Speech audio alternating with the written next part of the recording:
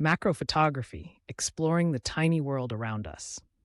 Hey everyone, welcome back to the channel. Today, we're diving into the fascinating world of macro photography. You might be asking, what's that? Well, it's all about capturing the details of small subjects in a way that makes them look larger than life. Whether you're a seasoned pro or just starting out, you're going to find some cool tips and tricks in today's video. So stick around. Understanding macro photography. So first things first, let's talk about what macro photography really is. In simple terms, macro photography captures tiny subjects like insects, flowers, and textures up close. Think of it like a magnifying glass for your camera, revealing intricate details that you might miss with the naked eye. Now, you might also hear the term close-up photography. While it's similar, macro photography usually refers to one-to-one magnification or more. Basically, it gets pretty up close and personal with your subjects. Equipment needed for macro photography. Now, onto the gear. You don't need the fanciest camera out there to start shooting macro photos, but having the right tools helps. If you're using a DSLR or a mirrorless camera, you're already on the right track. But what's a macro camera without a macro lens?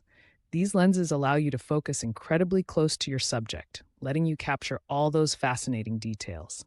Common options include 100mm and 60mm lenses, each with its own pros and cons. And let's not forget about some handy accessories.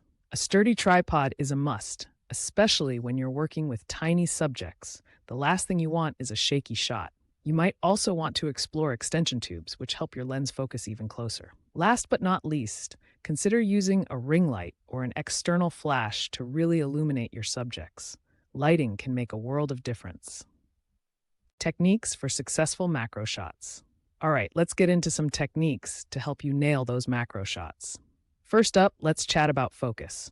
Having sharp focus on your subject is crucial, especially when it's so small. A good tip is to use manual focus for greater control over what you're focusing on. Next, let's discuss depth of field. This refers to how much of your image is in focus.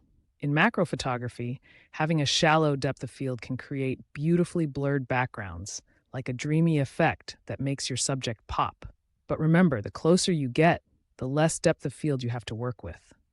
Now, when it comes to lighting, natural light often works wonders. Shooting outside on a bright, overcast day helps eliminate harsh shadows and gives you gorgeous, soft lighting. You can also play around with reflectors to bounce some light back onto your subject. And don't forget about composition. Use the rule of thirds to help position your subject in your frame and create a pleasing photo. Creative approaches in macro photography. Let's get creative.